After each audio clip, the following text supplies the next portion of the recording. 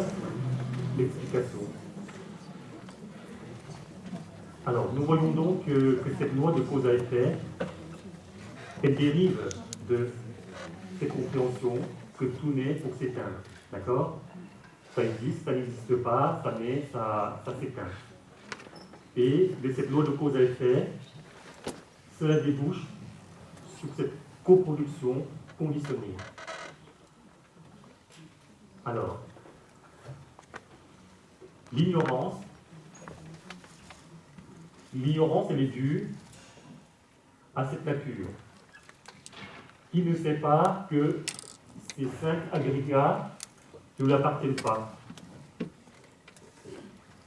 Et en éprouvant de la satisfaction, du plaisir, pulsion, distraction et du désir, à travers ces 5 agrégats, alors cette nature s'est égarée. Et à partir de cette ignorance-là, qui est la cause que vont se produire l'apparition de ces 5 agrégats. Lorsqu'on parle de ces 4 agrégats, nous faisons allusion donc au corps, émotion, passé, futur. Donc ces 4 agrégats vont devenir le support ou la base de l'esprit. Voilà, il y a une interdépendance entre les deux. L'esprit a besoin de ces 4 agrégats pour exister, et inversement. Donc, lorsque l'esprit devient la cause, alors ces phénomènes mentaux et physiques se produisent. Les phénomènes physiques, ce sont tout ce qui a trait au corps, et mentaux, ce sont des pensées du futur, du passé, ainsi que les émotions. Alors, lorsque ces phénomènes mentaux et physiques deviennent la cause, il se produit salayatana. Voilà. Alors, on va expliquer ce mot.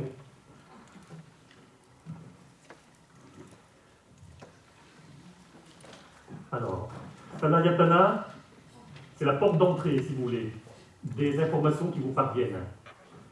Alors,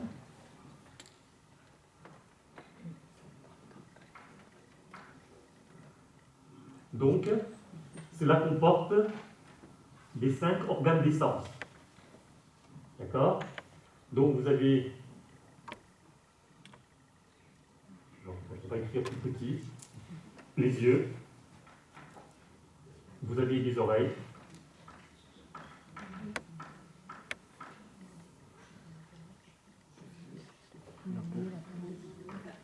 vous avez le nez, la langue ou la bouche, si vous voulez, et le toucher.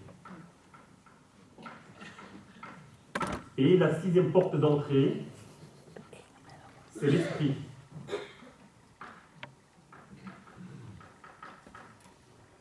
Alors, les yeux vont voir les formes extérieures. Les oreilles vont capter donc les sources sonores, donc les sons. Le nez, odeur. La langue, saveur.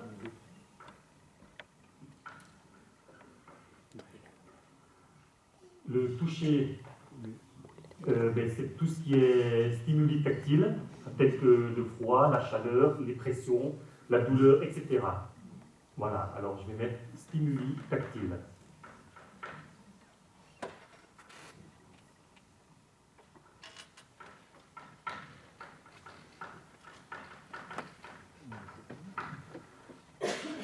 Et quant à l'esprit, lui,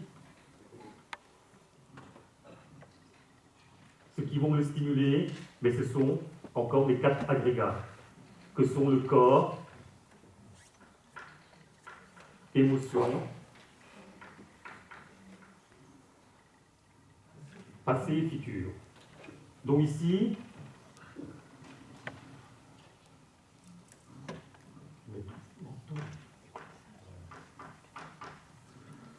vous avez donc les organes des sens, ou les portes d'entrée.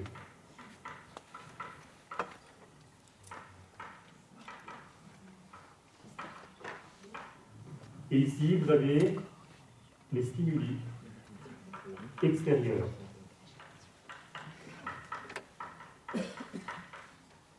Voilà. Alors, vous comprenez bien que si ces phénomènes physiques, c'est-à-dire tout ça, et mentaux en sont la cause, alors il va se produire ce contact en triade. Donc ici, on a déjà deux facteurs qui vont se contacter. Lorsque les yeux voient la forme et que la conscience n'est pas posée dessus, alors il ne se passe rien. Comme par exemple, si vous me regardez, il y a l'arrière-plan. Votre champ visuel couvre cet arrière-plan, mais la conscience n'est pas posée dessus. Alors c'est comme si l'arrière-plan n'existait pas. De même, donc, pour que les yeux puissent percevoir les formes, il faut donc une conscience. D'accord? On a vu que la conscience est différente de l'esprit, c'est que l'esprit n'est pas encore en contact. Lorsque ça contacte, lorsque l'esprit contacte un des agrégats, c'est là que la conscience se produit. Donc, nous avons des yeux, nous voyons des formes extérieures. C'est parce que cette conscience se pose dessus que se forme alors ce contact en triade. Vos oreilles entendent des sons. Vous m'entendez parler. Il y a des gens qui écrivent, on entend aussi ces bruits, mais vous ne faites pas attention. Ce qui veut dire que tant que la conscience ne vient pas se poser dessus, cela existe, mais c'est comme si ça n'existait pas. C'est comme la lumière qui vient et il n'y a pas de mur. Ça existe, mais je ne vois pas, je ne vois rien. Ou quand il y a un mur, mais il n'y a pas de lumière. Le mur existe, mais je n'ai pas de lumière pour le voir. Donc la conscience est comme cette lumière qui vient sur la zone d'éclairage. Pour que ce contact en triade se produise, il faut toujours une conscience qui vient se poser dessus. Les yeux voient la forme, la conscience visuelle vient se poser dessus, ça y est, là ça marche. De là, je vois un ordinateur, ah, qu'est-ce qu'il est beau, ça y est, vous voyez, la forme, mes yeux voient, la conscience visuelle. Alors l'émotion naît. Est-ce que j'en suis satisfait, insatisfait ou neutre? Voilà. Lorsque ce contact en est la cause, alors arrivent les émotions tout de suite. J'entends différents sons. Quand un son désagréable me parvient et que ma conscience se pose dessus, la conscience auditive se pose dessus, ça y est, j'ai une émotion d'insatisfaction qui arrive. Pareil pour les odeurs, avec le nez, il faut une conscience olfactive, une conscience gustative et une conscience tactile. Et là, c'est pareil, l'esprit, il est brut au départ. Lorsqu'il contacte un des quatre agrégats, ça y est, ça devient conscience. Donc à chaque fois, nous retrouvons cette triade. D'accord? Mais avant d'avoir cette triade, nous avons Salayatana. C'est juste les portes d'entrée et des stimuli extérieurs.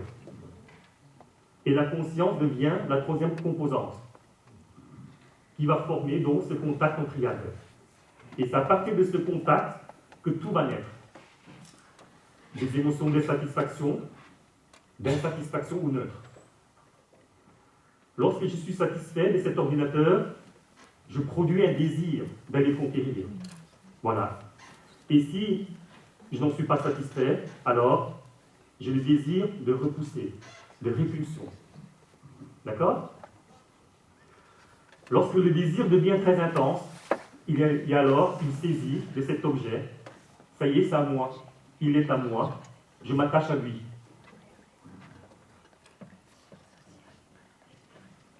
Ensuite,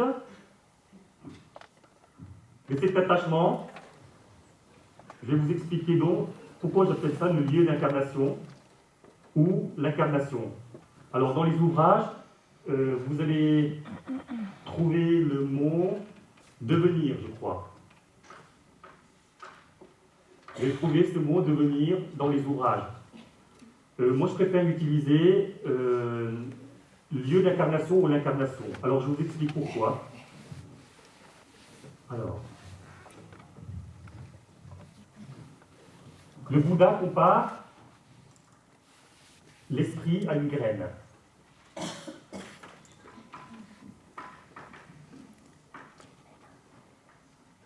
Et compare donc le lieu d'incarnation à un champ. Quand la graine va tomber dans le champ, il se produit alors une incarnation. D'accord? Cette graine, c'est l'esprit.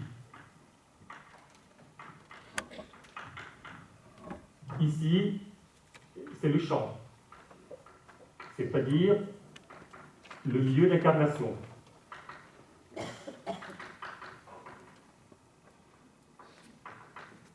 Alors, quels sont ces lieux d'incarnation possibles? Mais ce sont les 4 agrégats, les 4 supports de l'esprit. D'accord?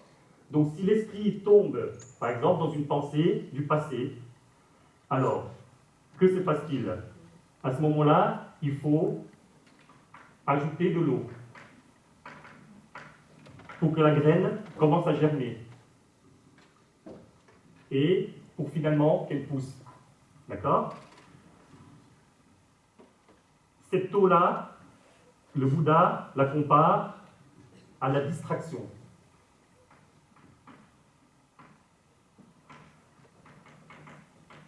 Lorsque mon esprit va tomber dans une pensée, et que si je suis distrait, ce n'est pas toujours dans le plaisir, d'accord? Distrait, c'est que je me laisse embarquer.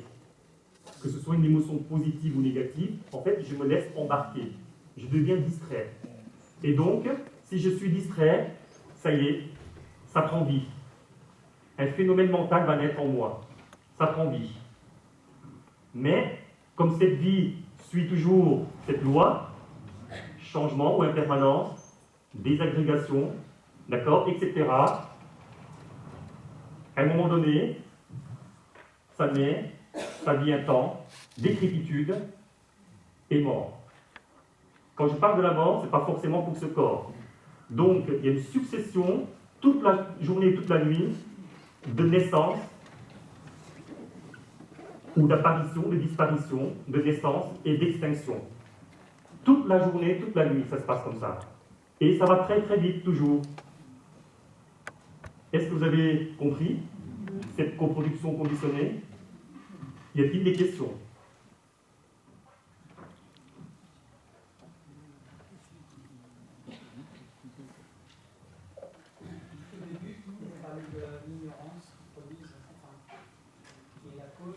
Oui. La production des 5 agrégats et après, vous parlez des 4 agrégats par rapport à... Voilà, par rapport à l'esprit. En fait, ces 5 agrégats se composent en l'esprit plus 4 agrégats. D'accord? Donc, l'esprit, lui, ne peut exister que lorsqu'il a des supports. Comme le champ. Si la graine, vous la posez là, elle ne va jamais pousser. D'accord? Parce qu'elle n'a pas de support. Si vous la posez dans un champ et que vous ajoutez de l'eau, ça y est, ça prend vie. C'est ça la vie. Voilà, c'est ça la vie. Pourquoi est-ce que vous n'avez pas mis Les 4 agrégats là? Oui, non. Que se produisent les 4 agrégats et pas les 5. Parce qu'il y en a 5. On a 5 agrégats qui nous composent. Alors en fait, c'est une coproduction conditionnée. Donc il faut des conditions, d'accord? Il faut des conditions pour que ça se produise. Donc, si je reviens à ce tableau,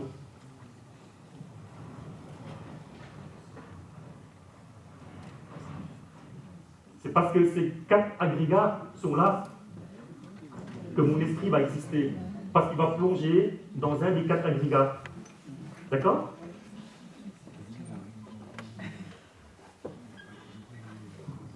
Est-ce que vous avez compris? Et bien après, c'est parce que l'esprit en est la cause que vous avez des phénomènes mentaux et physiques. Ça, j'ai bien compris en fait cette notion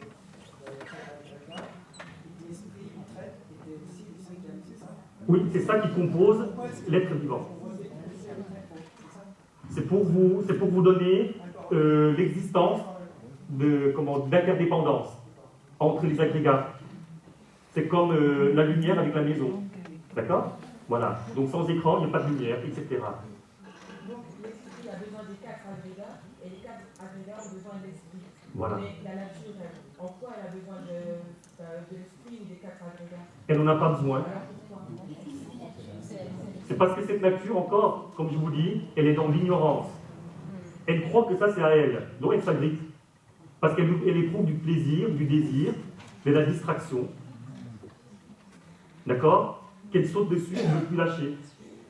Et le but, c'est justement de venir lâcher ça. Donc la nature, on a tout à l'heure fait une bonne nature, mais malgré tout, à la base, elle veut déjà s'appliquer à quelque chose. Alors cette nature s'est égarée. Elle est sous l'emprise de l'ignorance. Et c'est cette ignorance qui l'amène à être comme ça. À vouloir toujours ça.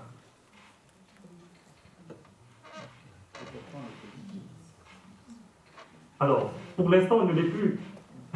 Elle deviendra positive lorsque vous arriverez à lâcher les 5 agrégats.